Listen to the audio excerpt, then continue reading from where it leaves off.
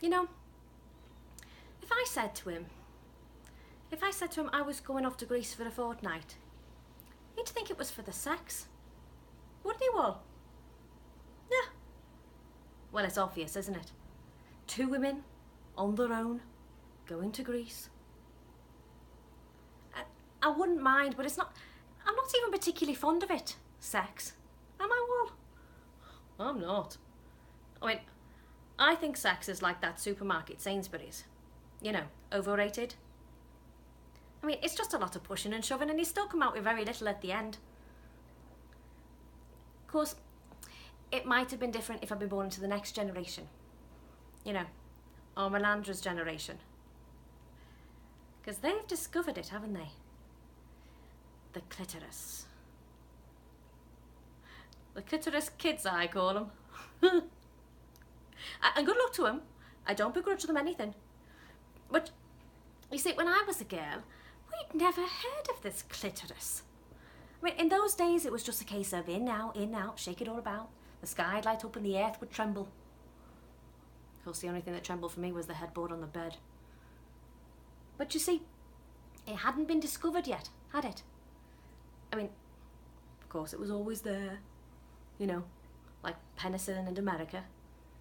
Because it was there, but it's not really there until it's been discovered, is it? Maybe I should have married Christopher Columbus. I was about 28 when I first read all about it. Oh, it was dead interesting, wasn't it, Wall? Apparently it was all Freud's fault. You know, Sigmund. You see, Freud had said that there were two ways to have an orgasm. And the main one, apparently, was caused by stimulating the muscles inside. And the other orgasm was supposed to be like this second-rate inferior one that was caused by the little clitoris. That's what Freud had said, and everyone had believed him. Well, you would, wouldn't you? I mean, it's Sigmund Freud. Who's going to argue with Sigmund Freud? I mean, say you're just standing at the bus stop, you and Sigmund, and the bus comes along and you say to him, "Hey, is this the bus that goes to Fasikali?" And he nods and he says, "Yes, this is the bus that goes to Fasikali." Well, you'd get on the bus, wouldn't you? But I tell you what, you'd be bloody lucky if you ever reached Fasikali. Because Freud, you see, he'd got it wrong. There's only one bus that goes to Fasikali. The clitoris bus. The other bus doesn't go anywhere near Fasikali. But you see, that's what he'd said, and everyone had believed him.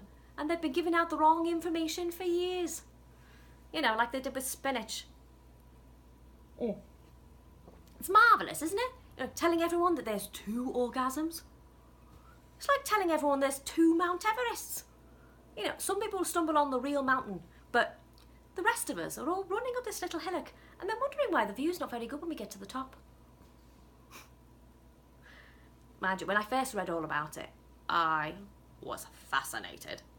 Wasn't I, Wall? But when you first read a word and you've never heard it spoken, you can get it wrong, can't you? You know, pronounce it wrong. Like there was this kid on our street called Gooey. Gooey. Oh, his mother used to go, "Gooey! Gooey! Your tea's ready, Gooey! Come on in now, Gooey! Gooey!"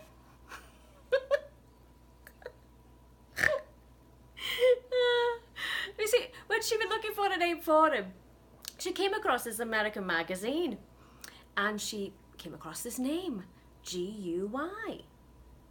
Guy. But she thought it was pronounced Gooey. So that's what she christened him. Gooey McFadden, he was called. Anyway, that's how I first thought it was pronounced that's the mistake that I made when I first read the word clitoris. You know, I thought it was pronounced clitoris. Yeah, I still think it sounds better that way, actually. Clitoris. Sounds like it could be a name, actually, doesn't it? Clitoris. Hey, clitoris, how are you? Oh, hey, clitoris, wait till I tell you. Oh, shut up, Wall. I think it sounds nice. And why not? There's plenty of men walking around called Dick. Anyway, that's how I first thought it was pronounced when I first mentioned it to Joe. Yeah, we were sitting in the front room, and I said to him, I said, hey Joey, Joe, have you ever heard of the clitoris? He didn't even look up from his newspaper. Yeah, he said, it doesn't go as well as the Ford Cortina.